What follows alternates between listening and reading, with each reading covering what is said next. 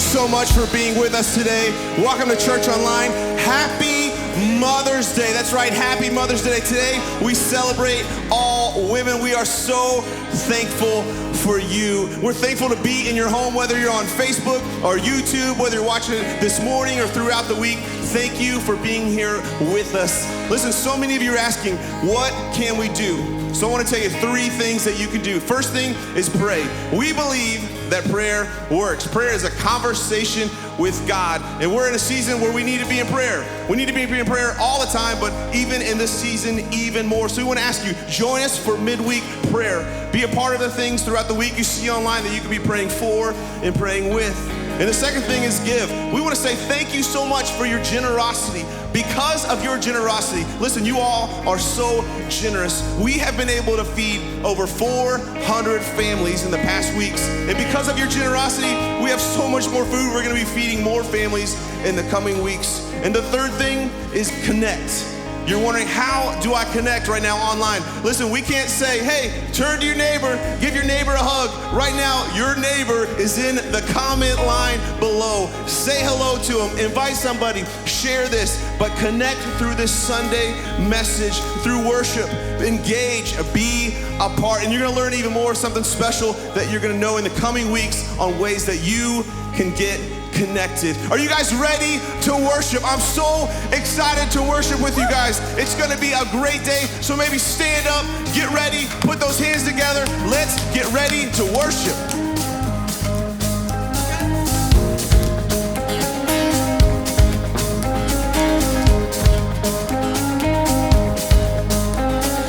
Rise, my soul.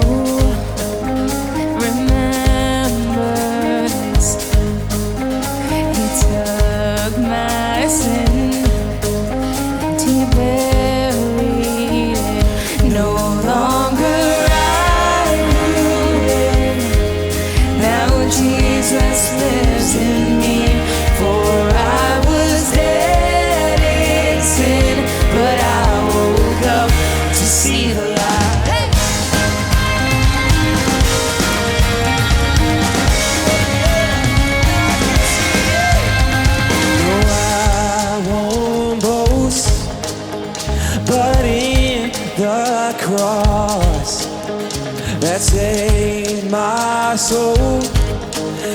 All else is lost. Hey. The grip of fear has no hold on me.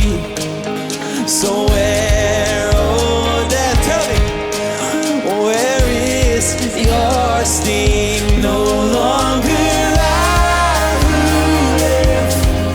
Now Jesus lives in me. For I was dead in sin, but I woke up to see the light.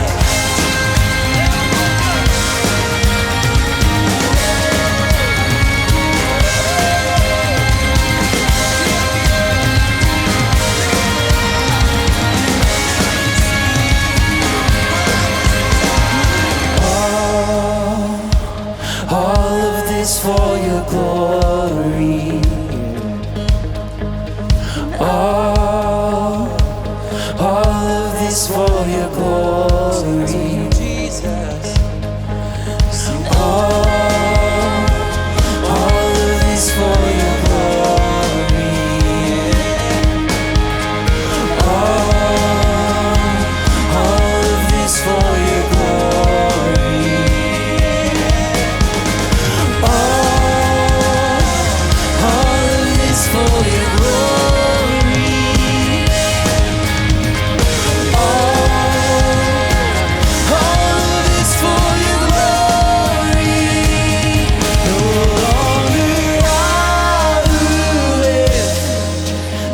Jesus lives in me, for I was dead in sin, but I woke up to see the light.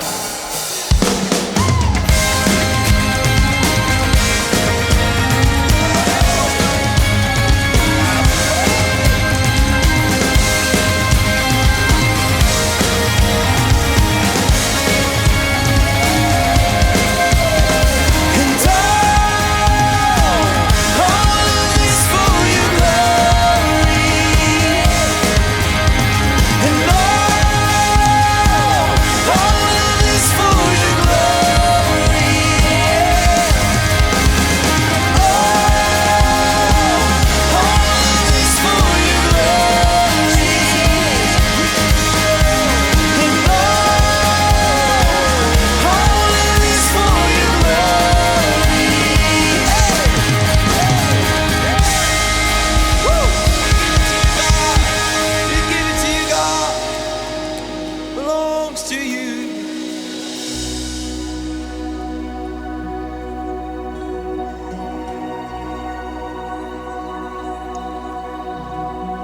Alone in my sorrow and dead in my sin, lost without hope and no place to begin. Your love made a way to let mercy come in. When death was arrested and my life began. Ash was redeemed, only beauty remains. My orphan heart was given a name. My mourning grew quiet, my feet rose to dance. When death was arrested and my life began. Oh, your grace, so free, washes over me. You have made me new, now life begins with you. It's your endless love pouring down on us. You have made us new.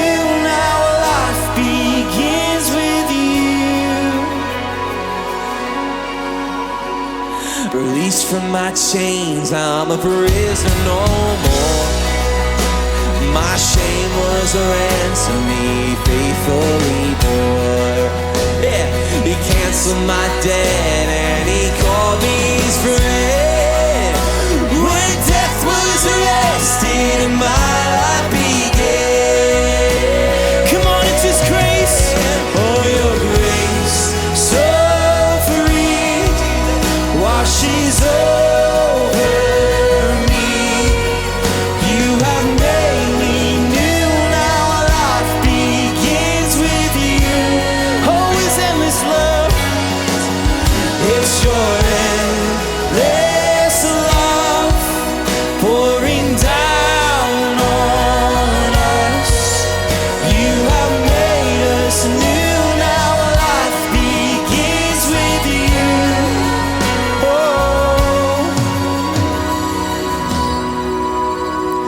Savior displayed on a criminal's cross, and darkness rejoices though heaven had lost. But then Jesus arose with our freedom in hand. That's when death was arrested, my life began. Come on, his grace, it's your grace, so free, washes over me. You have made me new, now life begins with you. Oh, his endless love, it's your endless love pouring down on us. You have made us new, now life begins with you. And we're free, free, forever we're free. Come join the song of all the redeemed. Yeah, we're free, free, forever, amen. When death was arrested, come on and sing it out, 'cause we're free, free, forever we're free. Come join the song of all the redeemed. Yeah, we're free, forever, amen. When death was arrested, my life began. Oh, when death was arrested, my life began. Yeah, when death was arrested, my life began. Yeah, so good. So good. So good. So good. Well, good morning, everybody. I know this is a season where we're not in physical buildings, but the Bible says that we are God's building, right? Those of us that know and love and trust Jesus, he lives on the inside of us. And that means even though this weekend we're not gathering in Midlothian and not gathering in Scott's Addition here in Richmond, we're gathering in our homes. Think of this, scattered all over our city, in our kitchens and living rooms and bedrooms, and yet together we have God's presence with us. I want you to know we love you. We're praying for you. I was reading a verse the other week, and it's kind of a strange little verse in the first half of the Bible. It's describing how the priest would walk through the temple, and he had these little bells on his robe, and they would jingle, and literally it says as he moved in and out of the house of God, the sound of bells would go. And you read some history and some theologians, they tell us there were 72 little bells on the garment of the priest. So wherever they went, they just kind of jingling along the way, making noise wherever they go. And it was a sign of joy to the people of God that they were moving in and out of God's presence. We know this is an incredibly challenging season, isn't it? I want you to know it's hard for us sometimes, even your team here at the church. I'm sure it's hard for some of us, even in our homes. Challenges of finances, challenges of health, and yet in the middle of all this, there's something about worship. It doesn't remove all of our problems. It doesn't displace them all, but you know what it starts to do? It starts to make God so big that we get our joy back, right? That's what I want to challenge you this weekend. Wherever you are and whatever you're facing, whatever you're feeling in your own life, I want to challenge you not just to stare at the problem. Has anybody found that if you watch the news long enough, come on, CNN and Fox, you just got to turn it off sometime, don't you? And what happens when we gather together like this, and we open up YouTube on our TV or get our Facebook open on our phone? What happens when we get into worship is our God gets bigger, our problems get smaller, and we get our joy back, right? So if you lost sort of the joy in your life, you've lost the balance in your step, I want to encourage you today. Let's worship together. We're going to have a great message in just a few moments straight from the Bible. We got a couple of announcements we're going to tell you all about. But let's just hit pause in the middle of all that's going on in our life and connect with God. Would you do that with me this morning? Come on, close your eyes with me. Let me pray for us today, right where we are. God, I pray for every person watching today or this week, that all the things they're facing in every family, God, would you be strong and mighty in every situation. That's our comfort and that's our confidence. Come on, let's sing together about His great love.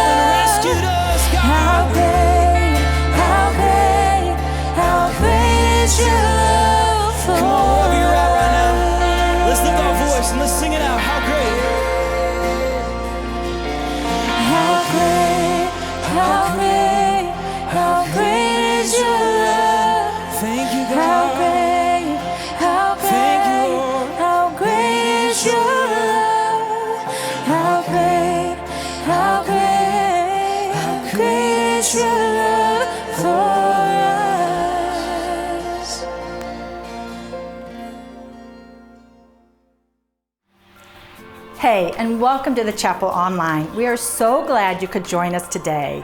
In the description of this video, you'll find a few helpful links to help you stay connected and learn more about what's available for you at our service today. If you're new to the chapel or joining us online for the first time, take a moment and let us know you're here by saying hey in the comments and by filling out our connection card. We'd also love for you to share anything going on in your life that we can be praying for. Please know that our team is available and praying over every request. Also in the description, you'll find resources provided weekly for Chapel Kids, complete with videos and conversation guides for you to lead your family through. And thank you so much for your generosity. Your giving is making a difference right now, helping us meet immediate needs right here in our community. You can continue to give online by visiting chapelrva.com/give. Again, thank you for joining us today, and we look forward to seeing you at one of our physical locations soon. Do you want to know the purpose that God created for your life, or how you can make a difference in the world around you? In this challenging season of life, we want to not only help you go through it, but also grow through it. We've designed a simple 2-step process just for you. Whether you're new to the chapel or you've been here for a while, we invite you to join us for Virtual Growth Track. The first and second Sunday of the month, you'll have the opportunity to hear about the vision of the chapel, meet a few of our leaders, and uncover how your unique design can point you toward your God-given purpose. Sign up using the link below, and we cannot wait to see you Sunday night at 6 p.m. for Growth Track.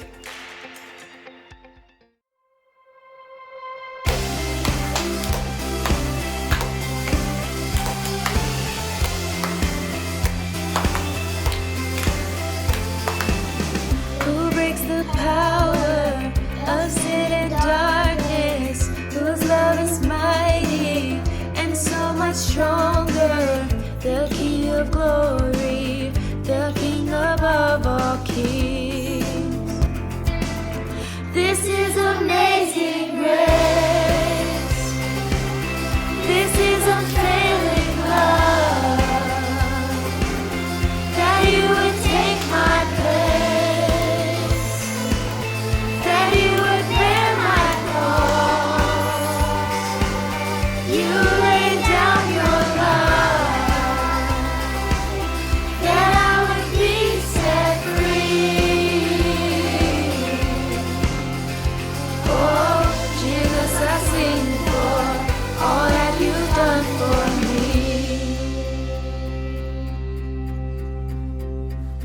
Worthy is the Lamb who was slain. Worthy is the King who conquered the grave. Worthy is the Lamb who was slain.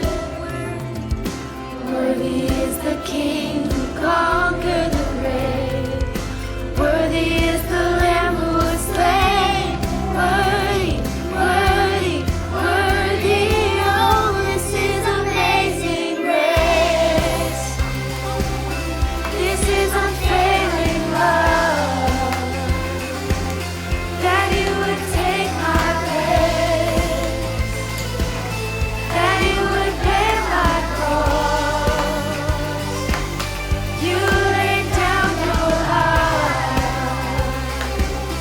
that I would be set free. Oh, Jesus, I sing for all that you've done for me.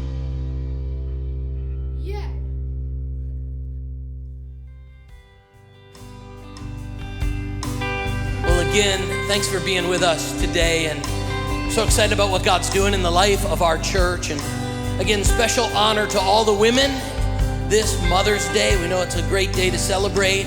We also know it can be a challenging day for people. So we just want to say to all the women of our house, we're so glad that you're tuning in today. We're thinking of you. We love you.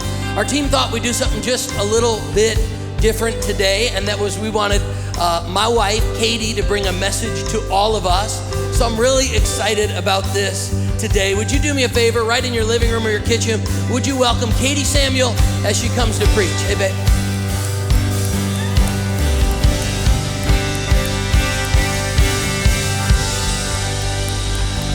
Good morning, Chapel.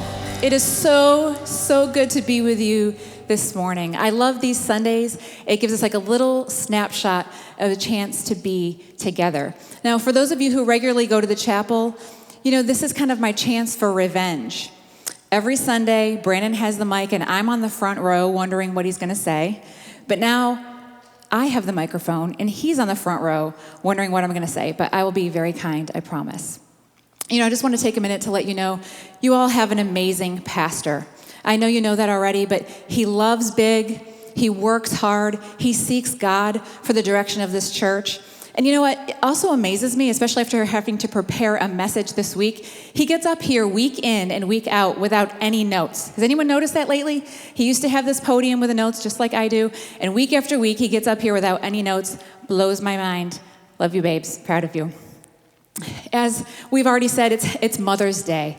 Happy Mother's Day to all the women in the house. We honor all the women in the house today. And for me, Mother's Day is special. And that is because I have 4 amazing kids who I like most of the time. I have a mother who raised me. She loved me well. She taught me the art of sarcasm, which is very important.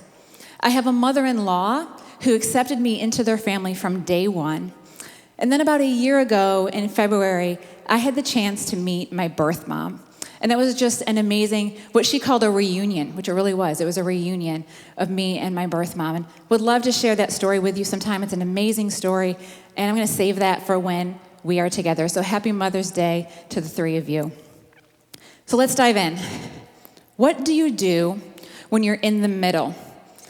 You're in this like weird, dark middle place. You're not at the beginning, where you're kind of like full of adrenaline, you're excited, it's the beginning of something new, you want to take it on. You're also not at the end yet, where you can celebrate that you finished something or that something is over. You're kind of like in this middle dark place. And I was thinking this would be the perfect place to put an illustration about me running a marathon.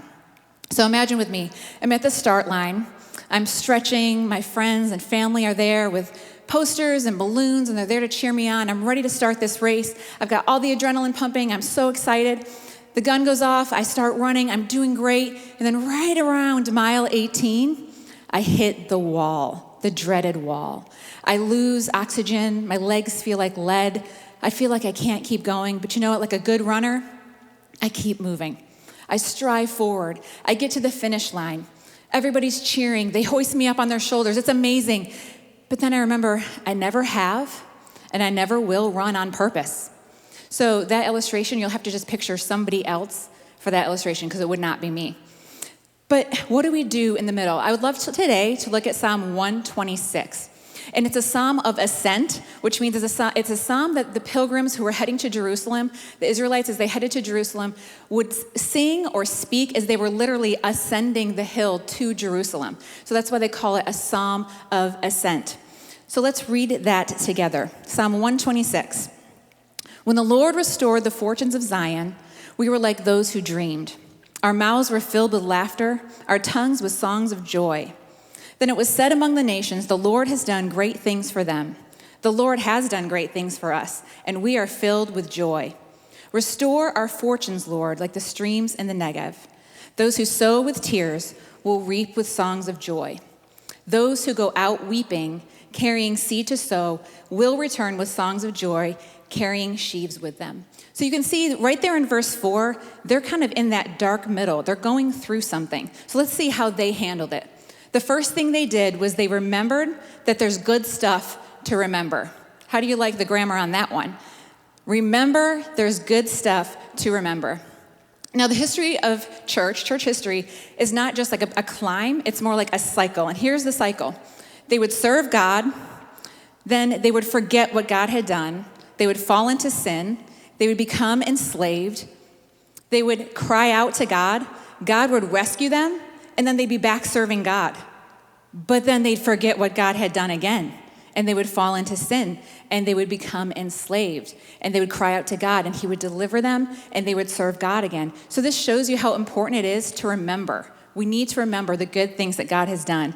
In verses 1-3, they're talking about how God had delivered them from Babylon. They had spent 70 years in Babylon, and they were remembering how God had set them free. And I love to see the way that they responded to God's goodness.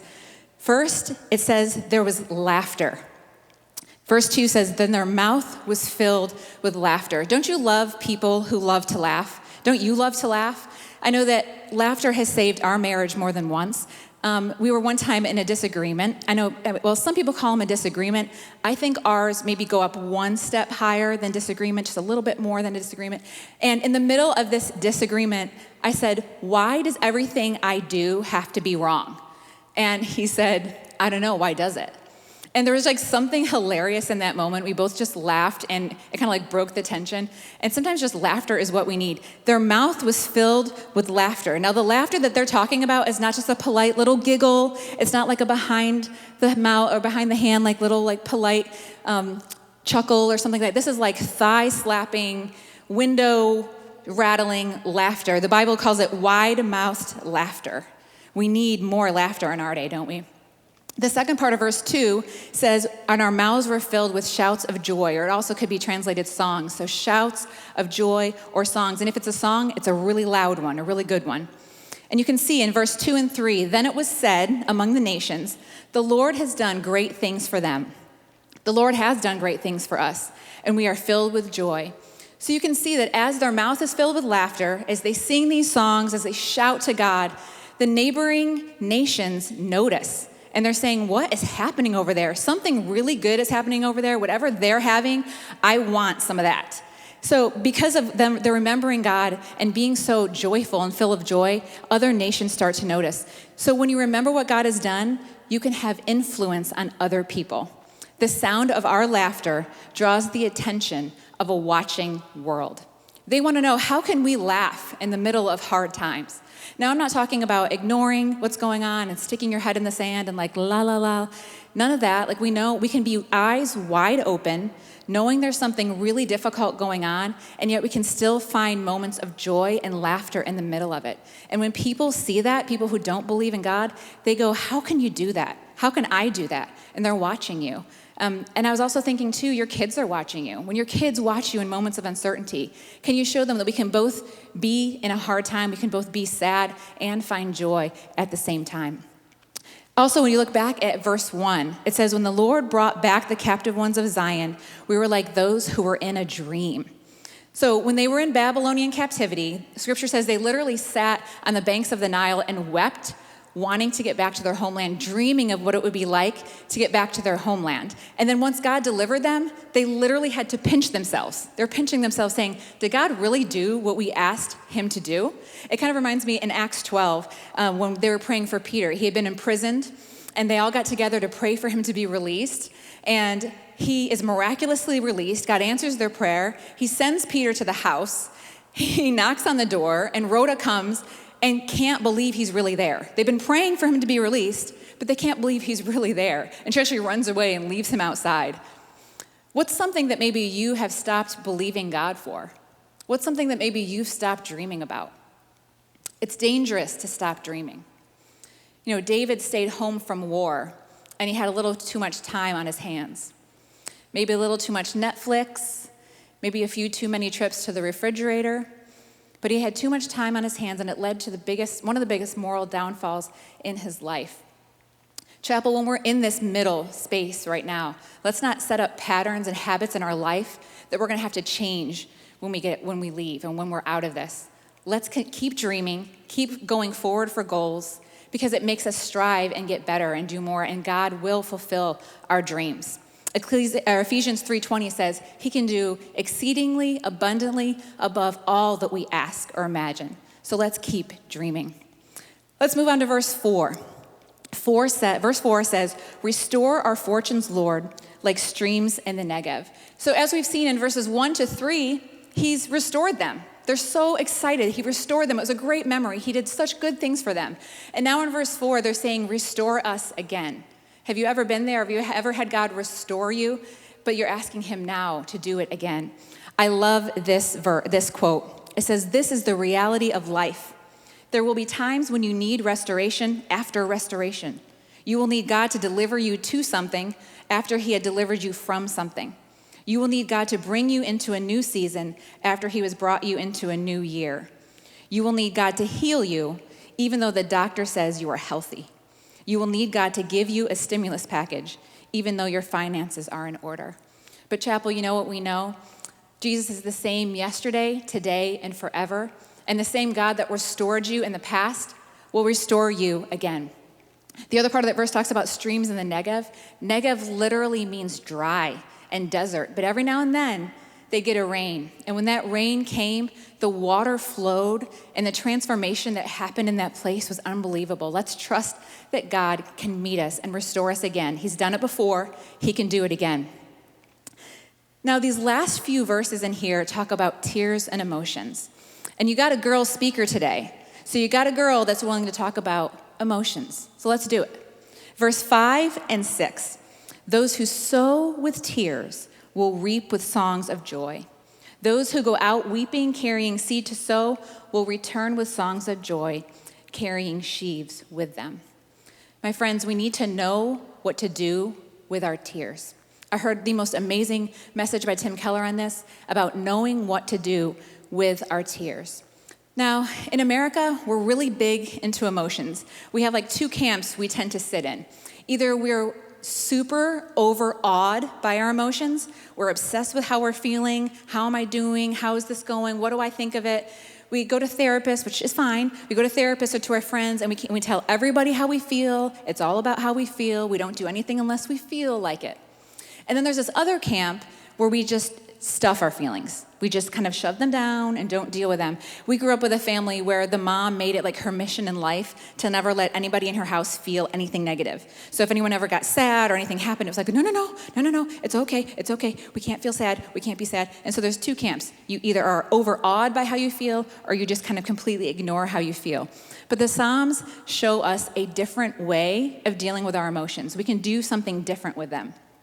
First of all, we can expect tears. We can expect them.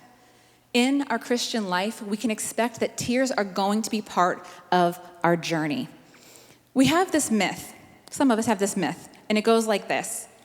If I'm a good little Christian boy or a good little Christian girl, God won't let anything really bad happen to me. But if we really want to be like Jesus, look at his life. I mean, he had laughter and he had joy, but Scripture also says he was a man of sorrow. He cried over the sins of the people. He cried over the direction of their lives. He wept over the lost. And then, of course, he experienced the worst travesty of all of human history, which was being completely sinless and being murdered. And so tears are going to be part of our Christian experience. And there's something about knowing they're coming that helps us to not be caught by surprise by them. I don't know about you, but when I go through something difficult, it takes me by surprise. And I say things like, maybe God isn't good. Maybe I did something wrong. Maybe this is a punishment. Maybe he's getting back at me for something. But that's not the case. When we expect that it's going to be part of our journey, we don't ask questions like that. We can anticipate that it is going to happen. And something else that I find so interesting is that when we don't expect them, we actually end up grieving over two things. We grieve over the thing that we're grieving about, and then we grieve that we're grieving it. So a couple of years ago, I went and saw a counselor. I was just going through a really dark time. And after I poured my heart out to him, he said, "It sounds like you're depressed that you're depressed." And I was like, that is really very interesting. If we don't expect that we're going to encounter hardship in our Christian life, we're always going to be surprised by it. When we expect tears, it gives us strength to plow through. Have you ever noticed that you can't hit pause on life when things start to happen? I wish that when things started to pile on top of each other, you could just hit this pause button and kind of like process everything. But guess what? The bills have to be paid. The kids got to be taken care of. I remember when my kids were really little. They were like 1, 3, 5, and 6 or 7, something like that. And God does something amazing in families. He allows all the kids to get sick first. Because he knows this. He knows mom needs to be the one to take care of everybody. So everybody goes down like dominoes, and then mom goes last. Mom goes down last in God's good providence. Thank you, Lord. So I was really sick. I was in the bathroom, super sick. And Carter comes up to me. He's 3 years old, and he had his little sippy cup, like holding it like this. He was holding his little sippy cup. And he put his hand on my back. And I was like, oh, he's comforting me. Just the way I comforted him when he was sick, he's comforting me. How sweet is this? And I looked over at him, and he got really close in my face, and he goes, "I want a sandwich." I was like, dude, you're brutal. You are brutal. Just give me a second here. So when we expect tears, it just gives us the strength to say, you know what? We got to plow through. We got to keep going, even though tears are going to be part of our experience. We also need to invest our tears. Now, this kind of goes back to the dumping and the stuffing. When a farmer plants a field, he doesn't go out and just dump a big pile of seeds in one pile and then walk away. That's not going to do anything. He also doesn't go to the storehouse and just leave it there and do nothing with it there. That won't do him any good either. What does he do? He sows those seeds. And the verse even says they sow while they're weeping. So they're not even in a good place, but they have to sow anyway because they got to pay the bills. They got to have a crop. And so they sow the seeds because they know that there's going to be growth and there's going to be strength that comes from taking the time to sow the seed, to give the seed, and not to dump it or to stuff it, but to sow it. And they plant each seed purposely. How can we plant our tears? How do we plant the difficult things we're going through? We do that by praying our tears. We can pray our tears. Now, sometimes in Christianity, we use phrases that only make sense to us. So what I want to do this morning is I want to show you what this looks like for me. So sometimes we say these phrases, pray your tears. Well, Katie, that sounds lovely. What does that mean to pray your tears? Like, I'd love to know what that means. So if you've been serving God for a long time, just bear with us. I want to do something a little bit different this morning. I want to show you what this looks like for me. Now, I'm not saying this is the only way to do it or that there's only one way to do this, but I just want to give you an example of what this can look like for you. My first suggestion is to get alone, if you can. Sometimes for me, it's the car. But find a place where you can get alone with God. Play some worship music. We have a fantastic chapel spot on Spotify. We have a fantastic worship list there. Put on some worship music, get alone, and clear your thoughts. And take the first few minutes to remember what God has done. Just like the Israelites did in this psalm. Remember what God has done. So you can start by saying, God, I thank you so much for my family. I thank you for the ways that you have come through for us in the past. I thank you for the way that you provide for us. I thank you that you sent your son. I thank you that I know where my next meal is coming from. And you take those first minutes to just remember the good things he's done for you, because he's done so many good things for you. Don't forget. Remember the good things that he's done for you. And then take a minute to think about somebody who's going through something. God, I lift up my friend Kelly before you, Lord. She's lost a child, and my heart is broken for her. I hold her up to you tonight. Be her comfort. Be her strength. Show up mightily in her life right now. And take a moment to pray for a friend. Pray for somebody else going through something. And then end your prayer, pouring your heart out to God. Now, this doesn't have to be a beautifully packaged prayer, a perfectly worded prayer. This can be a completely raw, even if you're upset or angry, God understands the way we speak when we're desperate. He can handle it. He can handle your anger, your fear, your tears. So pour your heart out to him. God, I have more bills than I have money. My spouse is cutting me off, not talking to me. My kids aren't serving you. I don't understand what you're doing. This breaks my heart. I don't know how to handle this. I'm at the end of my rope. I don't know what to do, God. I'm trying to trust you, and it's hard. It's difficult. And guess what happens when you sow your prayers that way, when you sow your tears that way? You're not going to leave that situation and have all of your circumstances magically disappear. But guess what? You're going to learn things about yourself during that time of prayer, and you're going to learn things about God during that time of prayer. And he's going to show up for you. Our God knows how you feel. We have a God who can sympathize with our feelings. His anxiety was so great in the garden that he actually sweat drops of blood. If you're anxious, God knows what it feels like to be anxious. We have a God who can sympathize with us. He calls us to himself all the time. Come and unburden yourself to me. Bring your tears to me, and I'll make them into something beautiful. The only eyes that see you to the bottom love you to the skies. The one who knows you the best loves you the most. All your faults, everything, loves you the most. I'd love to pray this prayer over you this morning. And now, God, do it again. Bring rains to our drought-stricken lives, so those who planted their crops in despair will shout hurrahs at the harvest. So those who went off with heavy hearts will come home laughing with armloads of blessing.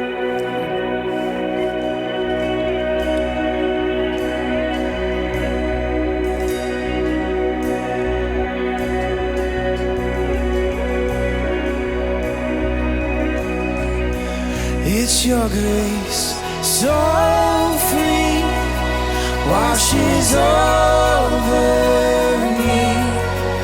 You have made me new, now life begins with you. It's your endless love pouring down on us. You have made us new, now life begins with you. Come on, let's sing it out. It's your grace, so free, washes over me. You have made me new, now life begins with you. Oh, His love, oh, your endless love pouring down on us. You have made us new, now life begins with you. We're free, 'cause we're free, free, forever we're free.